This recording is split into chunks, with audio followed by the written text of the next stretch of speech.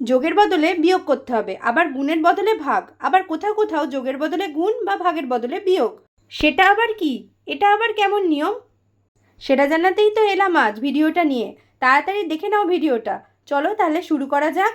3, 2, 1. নমস্কার বন্ধুরা, আজ একদমই নতুন একটি চ্যাপ্টার নিয়ে আবার তোমাদের কাছে হাজির হলাম। দেখো, প্রশ্নটা তো তোমরা দেখতেই পাচ্ছ। এখানে বলে দিয়েছে যে আমাদেরকে চিহ্ন ইন্টারচেঞ্জ করে লিখতে হবে। মানে এখানে আমাদের বিয়োগ চিহ্ন আছে, এই বিয়োগ চিহ্নটার বদলে আমাকে ধরতে হবে ভাগ চিহ্ন, এবং গুণ চিহ্নের বদলে আমাকে ধরতে হবে যোগ চিহ্ন। ঠিক একই রকম ভাবে যোগ চিহ্নের বদলে ধরবো গুণ চিহ্ন, এবং ভাগ চিহ্নের বদলে ধরবো বিয়োগ চিহ্ন। তাহলে আমরা চিহ্নগুলোকে একটু বদলে লিখি।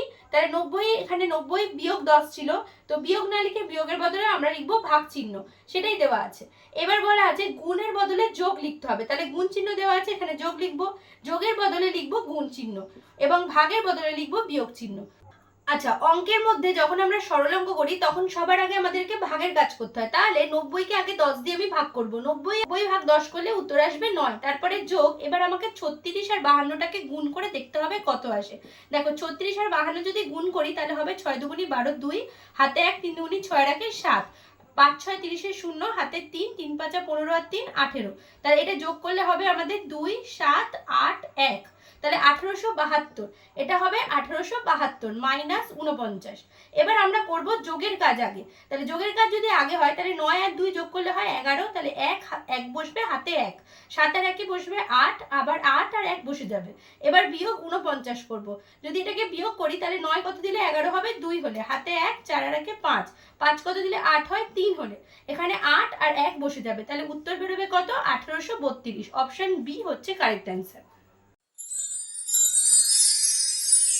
ম্যাথমেটিক্যাল প্রবলেমসেরই আরো একটি কোশ্চেন নিয়ে হাজির হলাম। দেখো, এখানে আবার বলে দিয়েছে তোমাদেরকে এখানে যে চিহ্নগুলো ইন্টারচেঞ্জ করতে হবে, সেখানে করতে হবে কি, যোগ চিহ্নকে বিয়োগ চিহ্ন করতে হবে এবং গুণ চিহ্নকে ভাগ চিহ্ন লিখতে হবে।